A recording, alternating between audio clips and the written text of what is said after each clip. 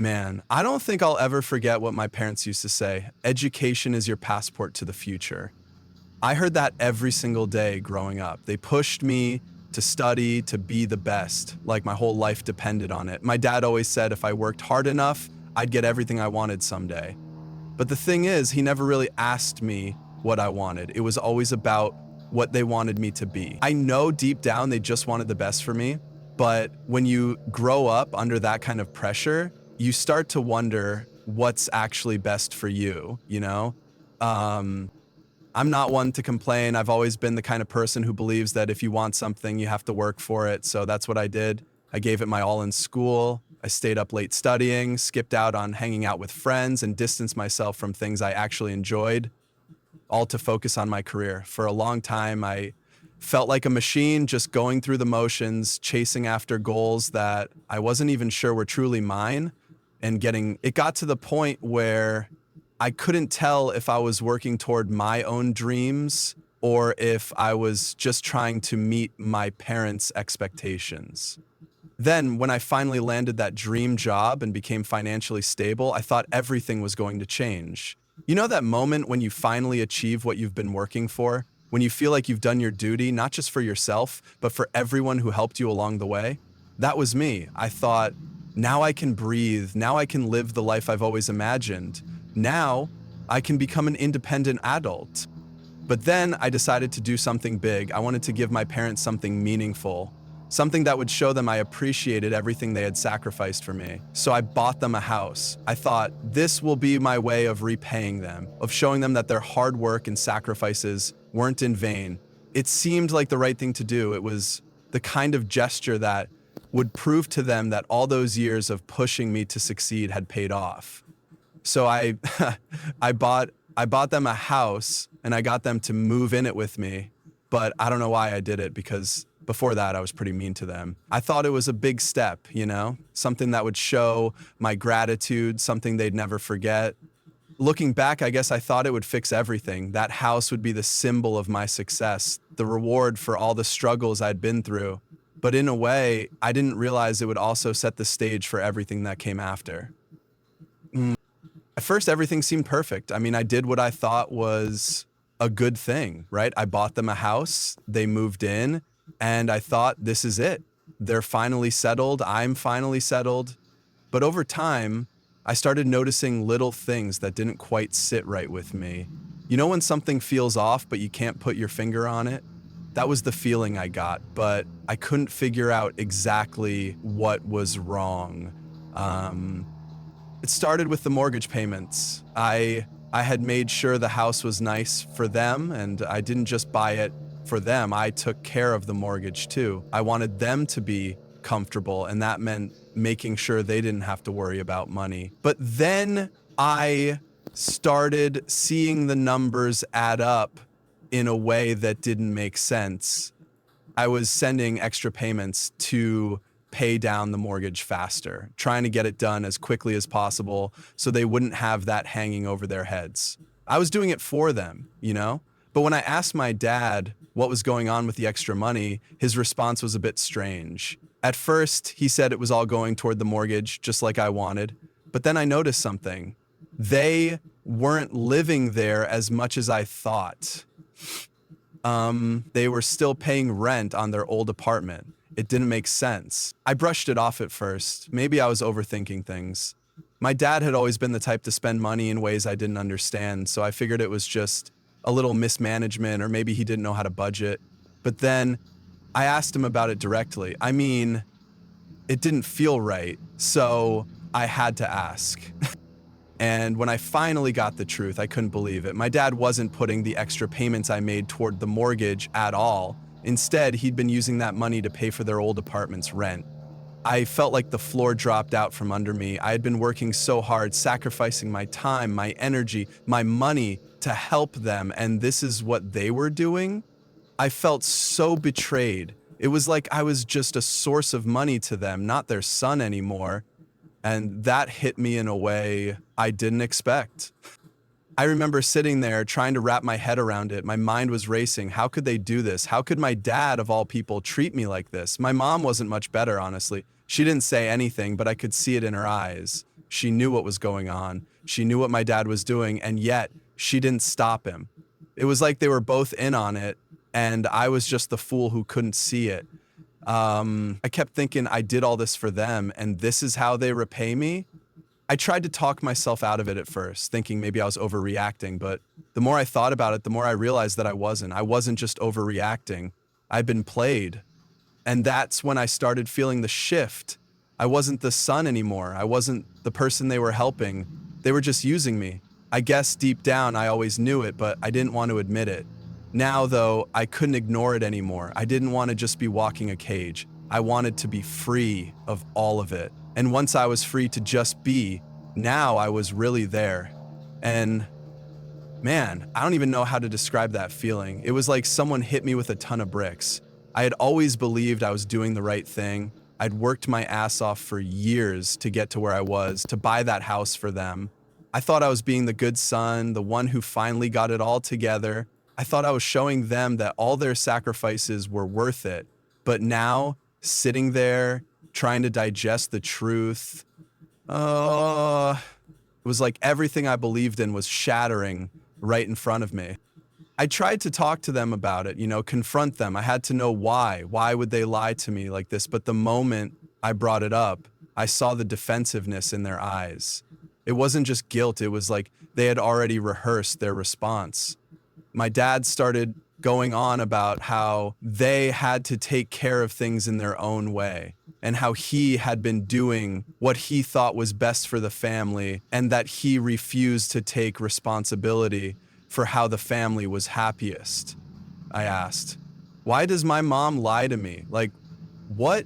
Why? Why are you doing this to us? Why are you happiest? Why are you happiest? Why are you best in life? Bullshit. I wasn't stupid. I knew exactly what was happening. They were playing me. The hardest part was that it wasn't just my dad. My mom wasn't innocent in this either. She stayed quiet, like she always did when things got uncomfortable. And that silence, it felt like a slap in the face. I was staring at both of them, the people who were supposed to have my back no matter what, and it hit me. They didn't see me as their son anymore. I was just a resource to them, someone they could manipulate. That thought lingered in my mind, gnawing at me every time I tried to make sense of it. That night, I felt a weight on my chest, like I couldn't breathe. I didn't sleep. I kept replaying the conversation over and over in my head, trying to figure out if I was just imagining things. But deep down, I knew. I knew I couldn't ignore it anymore. I wasn't some ATM for them to keep taking money from. I had busted my ass for everything I had, and here they were, lying to me and using me. It was like I had been nothing but a tool for them to manipulate, and that realization cut deeper than anything else. The next morning, I did something I never thought I'd do. I cut off all contact. I told them I wouldn't pay the mortgage anymore. I told them that I wasn't going to keep supporting their lies and their manipulations. I made it clear that I was done. I didn't want to talk to them, didn't want to hear any excuses. I was done. I blocked them on everything, phone, email, social media. It wasn't easy, but it felt like I was finally taking control of my life. And it was the hardest decision I ever had to make, but it was the only one that made sense. A few weeks later, I got a letter in the mail. It was about the house. The mortgage had gone unpaid, and the bank was taking action. I didn't care at first. I had already made up my mind, but as I read through the letter, I realized what was about to happen. The house, the one I had worked so hard for, was going to be auctioned off, and they had the audacity to ask me for more money, to ask me to buy them another house. It was like they hadn't learned a thing. They weren't even thinking about what they had done. They were just thinking about how they could get more out of me. I couldn't believe it. They really thought I would fall for it again. I remember getting so angry, so disgusted. But this time, I stood firm. I refused. I told them I wasn't going to help anymore. I was done being their cash cow, and that was the final straw. I didn't even care what happened to the house after that. It wasn't mine to fix anymore. It was up to them to deal with the consequences of their actions. You know, when you make a decision like that, cutting off your family, walking away from everything you've worked for, it's not as simple as just saying, I'm done. The aftermath is a lot messier than I expected. At first, it felt like a weight had been lifted off my shoulders, like I could finally breathe again. I didn't have to worry about hiding money, making excuses, or stressing over what my parents might ask of me next. Um, but then something strange happened. I started to feel empty, not in a bad way, but just like there was a part of me that was missing, like I had lost a piece of who I was. I think part of me always believed that my relationship with my family would eventually fix itself, you know? That one day we'd sit down and talk things through and everything would go back to normal. But normal wasn't really what I needed anymore. What I needed was space. I needed time to figure out who I was without their influence, without the constant pressure of living up to their expectations. And that's when I decided to do something for myself. I had always dreamed of buying my own house, something that was completely mine, something I had earned without anyone else's help or interference. It wasn't an easy decision. After everything that had happened, I wasn't sure I even deserved it, but then I thought, why not? I had worked hard for years and I was finally in a position to do it. I didn't want to keep living in this shadow of what my family thought I should be. I wanted my own space, my own life, free from the manipulation and guilt they had tried to place on me. So I started saving. I looked for homes and I got serious about making this dream a reality. But even as I worked toward this goal, I couldn't shake the feeling that my parents would somehow find a way to get involved. I didn't trust them anymore, not after everything that had happened, so I kept everything a secret. I didn't tell anyone, not even my closest friends. I didn't want them to know because I didn't want to risk them showing up at my door asking for help. It was almost like I was in hiding, afraid that if they found out, they'd try to take it from me, just like they had tried to take everything else. And then came the day I found the house. It was perfect. It wasn't huge, but it was cozy. It was mine. I signed the papers and stood there in the empty rooms, realizing that for the first time in my life, I didn't owe anyone anything. There was no debt, no guilt, no expectations to live up to. It was a strange feeling, but a freeing one. I kept it quiet for months. I didn't want them to know, but I also didn't want to hide my happiness. It was complicated, you know? I had finally done something for myself, something that wasn't for them or for anyone else. It felt selfish in a good way, but I was still scared. What if they found out? What if they came knocking on my door asking for help again? I wasn't sure I could handle that. But the truth is, I didn't need to worry. I had learned a lot over the past year. I had learned that my happiness wasn't going to come from trying to please my parents or anyone else. It was about doing what was best for me, even if it meant disappointing the people I loved. It was about setting boundaries no matter how hard it was. And finally, I was learning how to live for myself. And I learned how to live for myself. And I learned how to live for myself. I remember standing in the doorway of my new home, looking around at the empty space, feeling both an overwhelming sense of relief and, honestly, a little bit of guilt. It's funny, after everything that had happened, after all the decisions I made to cut myself off from my family, I still couldn't shake that feeling of responsibility. For years, I had been the one to fix things, to try and make everyone happy. And now, with everything settled and finally feeling like I was in control of my own life, it was almost like I couldn't quite believe it was real. For the first time in a long time, I didn't have to answer to anyone. No one was calling me asking for money. No one was telling me what I should do with my time. No one was guilt-tripping me into giving up what little I had left to help them out. It was just me standing in my own space, my own home. But even though that should have felt like pure freedom, there was a part of me that kept second-guessing myself. Is this selfish? I'd think. Am I doing the right thing?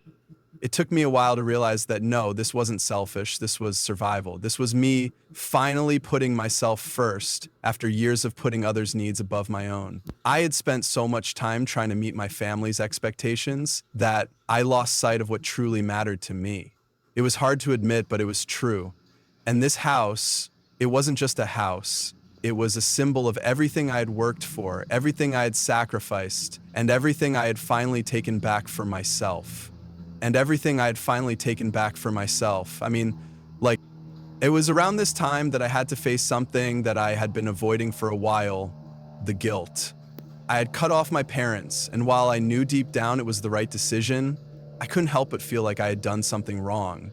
I had stopped answering their calls, stopped helping them, and in a way, I had turned my back on them.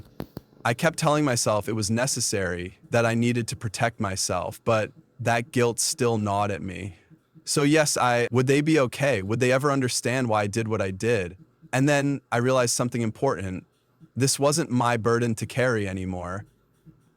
I'd spent so many years trying to fix everything for them, but I wasn't their savior. I wasn't their solution. And no matter how much I tried to help, they kept pulling me back into their cycle of dependence. It wasn't my job to make them happy. It wasn't my job to keep carrying the weight of their decisions. What they did with their lives was their responsibility, not mine. It hit me in a way that I didn't expect. It was okay to let go. And that hit me right in the gut, to feel like I could still make a contribution and it was okay to let go. And I started making peace with the fact that I had done all I could for them. I gave them a house, I helped when I could, but I wasn't their emotional or financial support system anymore. It wasn't about being cold or cruel. It was about taking care of myself first. And as soon as I accepted that, I felt lighter. That was the key to moving on, to letting go of the past. Yeah, for months I didn't tell anyone about the house. I kept it to myself, thinking that if I shared it, it might make me vulnerable again, and I wasn't ready for that. But eventually I realized that this was something I had done for me, and there was nothing wrong with being proud of it. It was a milestone in my life, something that represented my independence, my resilience, and the best part, I was doing it on my own terms. It's funny how life works, isn't it? You go through years of feeling stuck, trapped by things you didn't even realize were holding you back. But then, one day, you make a choice and everything starts to change. It's not instant. There's no magic switch that flips. But over time, you begin to notice it. Little shifts, tiny changes that add up until you realize you're standing in a completely different place. When I look back now at everything that happened with my parents, I still can't believe how much control they had over my life. I allowed them to dictate my every decision for so long. But when I made that choice to cut ties, to stop enabling them, something inside me shifted. It wasn't just about stopping the financial support. It was about reclaiming my sense of self. It was about putting myself first for the first time in forever. Think back to when you were a child, and it was like you played the same game forever. And that wasn't easy. It took time and it took a lot of inner work, but it was worth every bit of discomfort. I remember the first time I went back to visit my old neighborhood to see the house we used to live in before I bought the one for my parents. It felt strange. It felt like I was walking into a past that no longer belonged to me. The house that had once represented my idea of success, my dream to give back to my family, now felt empty. It was like I was looking at it through a new lens, one where I could finally see the truth. And then I just started looking at it through a completely new lens, one where I could finally see the truth. My past decisions weren't failures, they were lessons. And those lessons had led me to where I am now. I can't even explain the relief I felt the moment I moved into my new house. It was quiet, peaceful, just mine. It wasn't just about the walls and the roof over my head. It was about everything I had gained, everything I had fought for. It was about my independence. And for the first time in my life, I didn't feel guilty about it. I didn't feel the weight of my parents' expectations hanging over me. I had made it on my own terms. Sure, there were moments of doubt along the way. Sometimes I'd catch myself thinking, maybe I should have tried harder to fix things with them, or maybe if I had done things differently, they wouldn't be in this situation. But every time that thought popped up, I reminded myself of something important. I had done everything I could. I had given them everything I could. And in the end, their choices were theirs to make. My responsibility was to myself now. And I'm okay with that. Actually, I'm more than okay. I'm thriving. I've learned that it's not about the things you have or the people you've helped along the way. It's about how you take care of yourself, how you learn to stand up for your own needs, and how you move forward no matter what obstacles come your way. Today, I look around my home and I see the peace I've built for myself. I've worked hard to get here, and I've learned to appreciate everything I've earned. I don't need anyone else to validate that. I don't need anyone else to tell me I'm worthy of my success. I know that now. I'm not the person I was before. Broken, constantly seeking approval, always running after something I couldn't quite reach. I'm stronger, more centered, and most importantly, I'm free. And that's the best part of all of this, the freedom. The freedom to live my life on my own terms, without the fear of being pulled back into the past. The freedom to know that I'm enough, just as I am. And as I stand here, looking out at the life I've built, I know that the road ahead is mine to walk. And I'm finally ready to keep moving forward, no matter what comes. Another